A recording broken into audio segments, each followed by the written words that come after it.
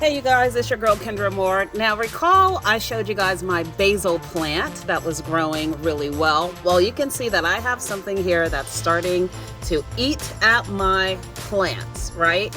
Now it used to be much worse. I did hear that you should sprinkle some cloves in your soil to help keep them away, and I did do that, but I'm still getting, it's not as bad as it was before, but something is still out here eating them. So I am going to spray my plants with some neem oil.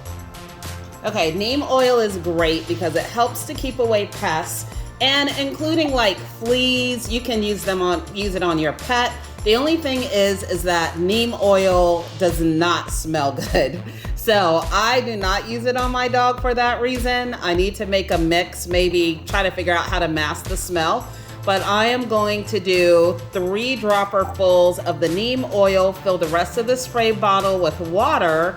Okay, I have my son here who's helping while I pour this in, just so I don't make a mess. There we go. So I have my neem oil and just water. I just use regular tap water for this. Ooh, I mean, neem oil does not smell good, but this should take care of those pests. Now we're gonna take this outside and spray my basil. Now to do this, I'm just giving this bottle a little shake.